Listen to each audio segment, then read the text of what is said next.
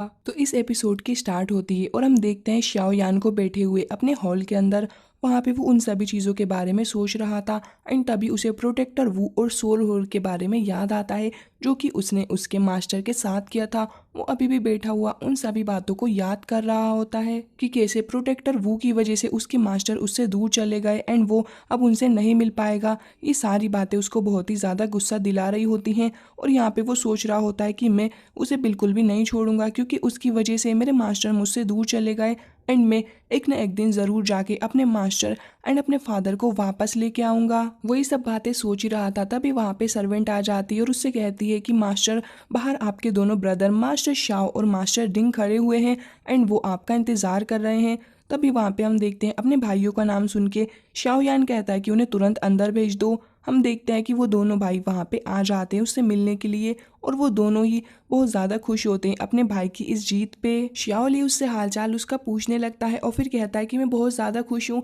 And इसलिए ही तो father तुम्हें फैमिली का सबसे ज़्यादा इंपॉर्टेंट पर्सन मानते थे क्योंकि तुमने इतना बड़ा काम कर दिया जो काम हमारी फैमिली के इतने सारे लोग भी नहीं कर पाए मिलके। जिसके बाद वहाँ पे वो यूनशेन के सेक्ट के बारे में पूछने लगते हैं श्याओयान से। वहाँ पे वो बताता है कि हाँ सब कुछ अच्छा चल रहा है एंड साथ साथ वहाँ पे वो कहता है कि लेकिन अभी भी यहाँ पे कुछ लोग हैं जो कि पूरी तरीके से यहाँ पे गायब नहीं हुए हैं बल्कि वो यहीं पे रहने लगे हैं। उसका भाई वहीं चेयर पे बैठते हुए कहता है कि हाँ तुम सही कह रहे हो लेकिन क्या ही फायदा, उन सभी को मार दो या फिर यहाँ से निकाल दो। तभी वहाँ पे उसका भाई उसको रोकते हुए कहता है कि तुम कैसी बातें कर रहे हो, तुम्हें लगता है कि ये सब करने से हमारी शाओ फैमिली के ऊपर कोई भी बुरा असर नहीं पड़ेगा। तभी वहाँ पे वो हंसते हुए कहता है कि भाई प्लीज़ मुझे माफ़ कर दो क्योंकि मैं इतने टाइम से यहाँ रहा ही नहीं और ब्लैक डोमेन में रहने के साथ साथ मैंने अपनी इंसानों की तरह सोचने की एबिलिटी को भी थोड़ा बहुत खो दिया है और वो चीज़ मैं वाकई मिस भी करता हूँ। जिसके बाद शाओली उसको समझाते हुए कहता है कि भाई तुम्हें इस तरीके का कोई भी डिसीजन लेने की ज़रूरत नहीं है क्योंकि इससे हमारे अंदर और भी ज़्यादा कॉन्फ्लिक्ट आ सकते हैं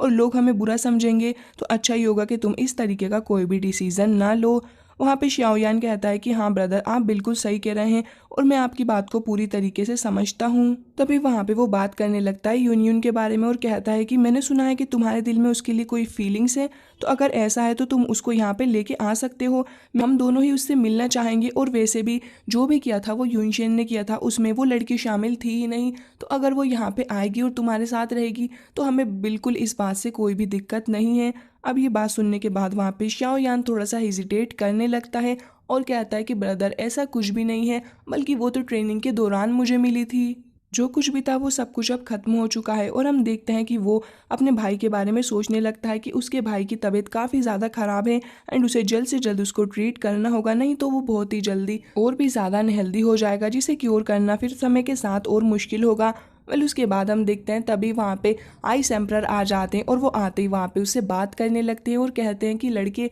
मानना पड़ेगा तुम्हारी बोन्स के अंदर बहुत ज़्यादा दम है, तुम तो बहुत ही जल्दी क्योर हो गए। मैंने नहीं सोचा था कि तुम इतनी जल्दी खुद को क्योर कर लोगे और यहाँ हम लोगों के साथ बैठ के बात करोगे। जिसके बाद हम देखते हैं कि वहाँ पे शाओ यान उनसे बात करने लगता है और कहता है कि क्या आपने सोल होल के बारे में सुना है। तभी वहाँ पे हम देखते हैं आइस एम्परर थोड़ी सोच में पड़ जाते हैं और कहते हैं कि अच्छा वो जो बंदा वहाँ पे आके अटैक कर रहा था बैटल में, तुम उसकी बात कर रहे हो ना, लेकिन मैंने पहले उसके बारे में कभी नहीं सुना और ना ही मैं जानता हूँ कि वो कौन है। लेकिन फिर भी मैंने या फई से बात की थी इस बारे में और उसको कहा था कि वो रिसर्च करे और पता लगाए कि आखिर ये सब क्या है, और उसी ने मुझे बताया कि ये लोग कुछ अलग हैं, बल्कि ये लोग हंटिंग करते हैं और साथ साथ लोगों को मार के उनकी सोल्स का यूज़ करते हैं ताकि खुद और भी ज़्यादा पावरफुल हो पाएँ। और साथ साथ वहाँ पे वो बताते हैं कि ये जो लोग हैं ये अगर किसी के पीछे अगर पड़ जाएं तो फिर आसानी से नहीं छोड़ते। जिसके बाद श्याओ यान वहाँ पे बैठ के सोचने लगता है कि ये सोल होल वाले लोग हमारी फैमिली के अंदर तो कुछ ज़्यादा ही इंटरेस्ट ले रहे हैं और हो सकता है कि फ्यूचर के अंदर ये बहुत बड़ा ट्रबल भी खड़ा कर दें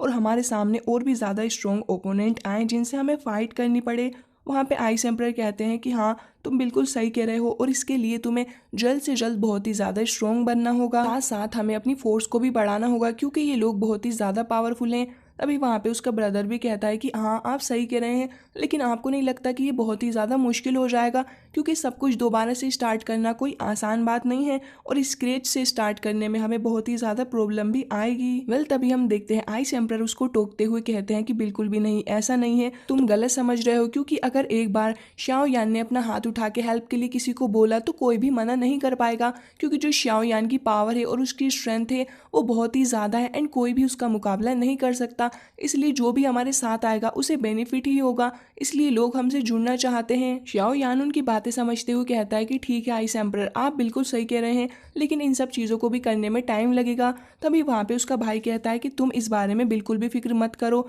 ये सारी जिम्मेदारी तुम मेरे ऊपर छोड़ सकते हो और मैं इसे अच्छे से पूरा करूंगा, तुम सिर्फ अपनी प्रैक्टिस के ऊपर ध्यान दो। वेल उसके साथ साथ वहाँ पे शाओ यान कहता है कि आप जल्द से जल्द प्रेसिडेंट फार्मा से कांटेक्ट करिए और फैमिली में जितने भी लोग हैं उन सभी को बुलवा लीजिए। मेरी इंजरी रिकवर हो चुकी है, मैं उन सभी से मिलकर एक बार बात करना चाहता हूँ, क्योंकि अब ये समय आ चुका है कि हम सब लोग मिलकर अभी से तैयारी करना शुरू कर दें, क्योंकि हमें फ्यूचर में नहीं पता है कि कौन सी बड़ी पावर आके हम लोगों से टकराने वाली है। वेल दूसरी ओर हम सेंट एम्परर और वहाँ पे उनकी ग्रैंड डॉटर को देखते हैं, जो कि आपस में बैठे हुए बात कर रहे थे यूनियन के बारे में, और वो बताती है कि उसने बाकी बचे हुए डिसाइबल को डिसमिस कर दिया है ताकि वो एक पीसफुल लाइफ जी सकें। लेकिन उन लोगों को किसी और बात की और टेंशन होती है। वहाँ पे सेंट एम्परर कह रहे होते हैं कि हाँ तुम सही कह रही हो, यूनशेन भले ही मारा गया हो, लेकिन हम किसी पे भी भरोसा नहीं कर सकते। हो सकता है कि फ्यूचर में हमारे ऊपर और भी सारे लोग आ जाएं जो कि हमारे ऊपर प्रेशराइज करें और हमें परेशान करने की कोशिश करें। अब यहाँ पे ये दोनों इस बात का ही डिस्कशन कर रहे होते हैं,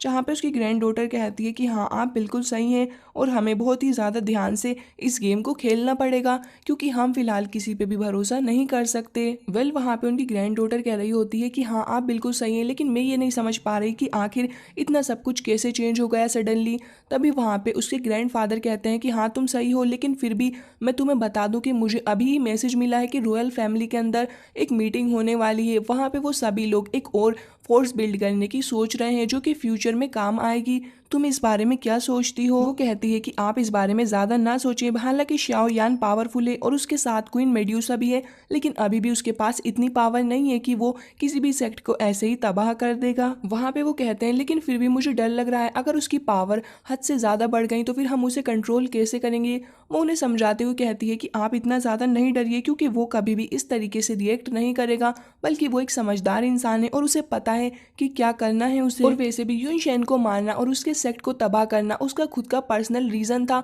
और जो भी उसने किया वो सही किया है, लेकिन हम लोगों के लिए वो ऐसा कभी भी नहीं करेगा। शाओ यान एक ऐसा लड़का है जो कि लव को ज्यादा प्रायोरिटी देता है और वो एक अच्छे ह्यूमन होने में ज्यादा बिलीव करता है। आप भरोसा रखिए, हमें कुछ नहीं होगा। और उसके साथ साथ मैं अपना खुद का भी कुछ प्लान बना रही हूँ, क्योंकि जो हमारी करंट स्ट्रेंथ है उसके साथ हम उसे टक्कर तो नहीं ले सकते, लेकिन हाँ कोई जेंटल स्ट्रेटेजी ही हमें अपनानी होगी। उसके दादाजी कहते हैं कि तुम इस बारे में इतना मत सोचो, एंड हाँ जितना हो सके उसकी हेल्प करो ताकि वो भी हमारे बारे में सोचे, और जो खिचड़ी फिलहाल तुम्हारे दिमाग में बन रही है इसको यहीं पे स्टॉप कर दो। तो इसी के साथ ये एपिसोड हो जाता है एंड इसका नेक्स्ट एपिसोड भी बहुत ही जल्दी अपलोड हो जाएगा। गाइज आप लोगों ने टारगेट बिल्कुल भी नहीं भूलना है एंड जल्द से जल्द 40,000 सब्सक्राइबर